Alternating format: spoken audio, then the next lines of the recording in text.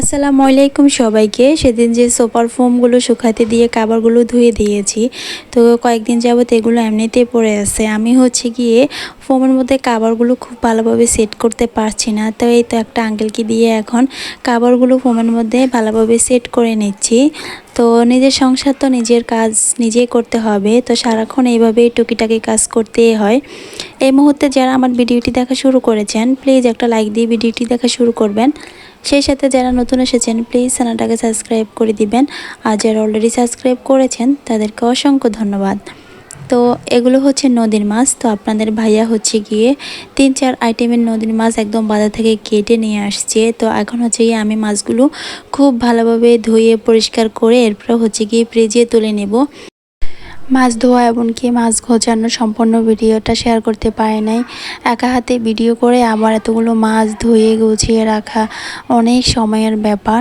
এরপরে গিয়ে আমি কিছু মাছ এখন ফ্রাই করে নেব। আর তেলাপিয়া মাছটা ফ্রাই খেতে আমাদের বাসায় সবাই ভীষণ পছন্দ করে।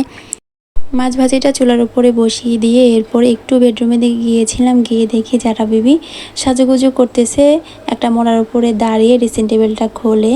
তো আমাকে দেখে হাসছিল। ওর এগুলো দেখে আমারও ছোটোবেলার কথা মনে পড়ে যায়। আমরাও হয়তো ছোটোবেলায় এমন করেছি, ঠিক না?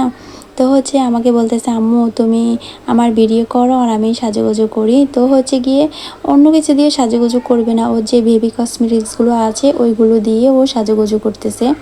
তো এই তো গিয়ে এখন সাজুগুজু করতেছে। ওর সাজুগুজুর একটু ভিডিও করে এরপর গিয়ে আমি চলে গেলাম কিচেন রুমে ওই যে মাছ ভাজিটা বসিয়ে দিয়ে আসছি, ওগুলোতে দেখতে হবে।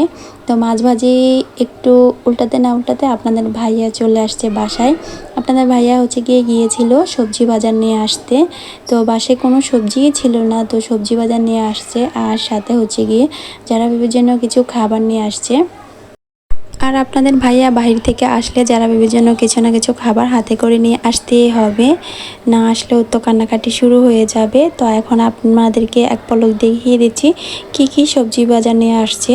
তো এই তো বেগুন নিয়ে আসতে বললাম, তো বেগুন নিয়ে আসছে, এরপর ওলকচু, তারপর গিয়ে বাসায় টমেটো প্রায় শেষ হয়ে গিয়েছিল, টমেটো নিয়ে আসছিল, আর নিয়ে আসছে ধনিয়া পাতা, কাঁচামরিচ।